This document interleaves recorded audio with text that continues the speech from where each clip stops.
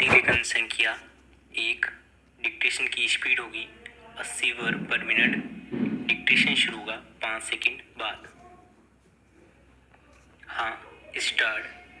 महोदय, पर्यावरण से तात्पर्य किसी एक व्यक्ति के परिवेश से नहीं, वरन व्यक्ति के, समाज के, राष्ट्र के और इस सारी पृथ्वी के ही परिवेश से है, जिसका प्रभाव व्यक्ति, समाज, राष्ट्र और सारे विश्व पर पड़ता है। विराम। पर्यावरण से तात्पर्य पेड़ पौधों, नदी पहाड़ या किसी तंत्र विशेष से नहीं, वरन उस समग्र वास्तविकता से है जिस पर मानव मात्र का अस्तित्व और उसका संपूर्ण आध्यात्मिक एवं भौतिक विकास निर्भर है। विराम।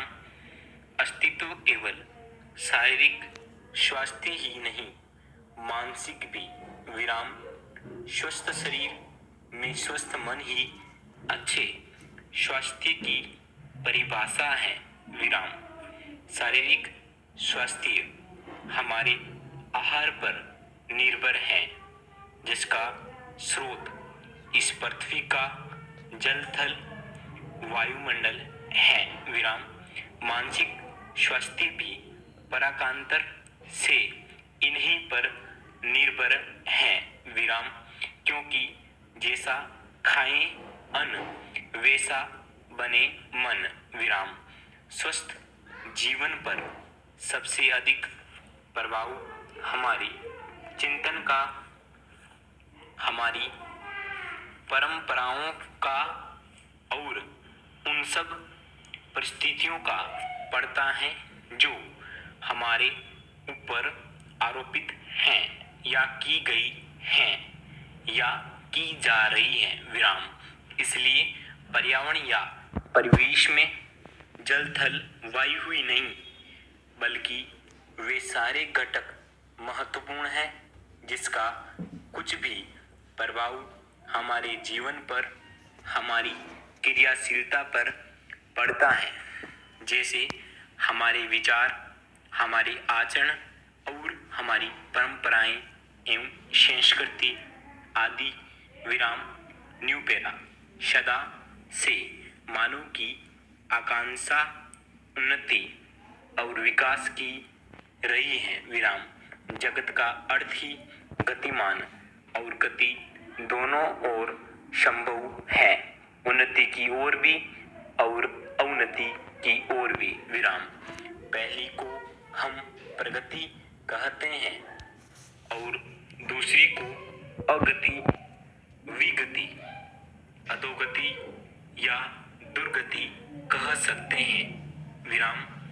वास्तव में मनुष्य ऐसा जटिल प्राणी है जिसमें अनेक विरोधाभासी और असंगत प्रतीत होने वाली प्रवृत्तियां और प्रतिक्रियाएं होती हैं। विराम। वह कानून और व्यवस्था की मांग करता है, किंतु चलचित्र, दूरदर्शन आदि में स्वतः भड़की हिंसा या खेलों में युक्तिपूर्वक की गई हिंसा अथवा अनीति से मंत्रमुग्ध भी हो जाता है। विराम। मनुष्य अपनी ही जाति या वर्ग के व्यक्तियों के प्रति प्रायः बहुत अधिक प्रतिद्वंदी होता है, किंतु कोई बाहरी खतरा उपस्थित होने पर उनके प्रति हद से ज्यादा सहयोगी बन जाता है। वह सड़कों पर या युद्धों में सामूहिक विनाश के प्रति उदासीन रहता है, किंतु किसी खान में फंसे हुए एक व्यक्ति या किसी कुएं में गिरे हुए एक बालक की रक्षा करने के लिए ढेरों साधन जुटा लेता है। विराम। कुछ विद्वान कहते हैं कि मनुष्य बंदर की संतान हो या न हो, किंतु उसमें खालिस बंदर की द्वैध प्रकृति प्रायः ही होती है।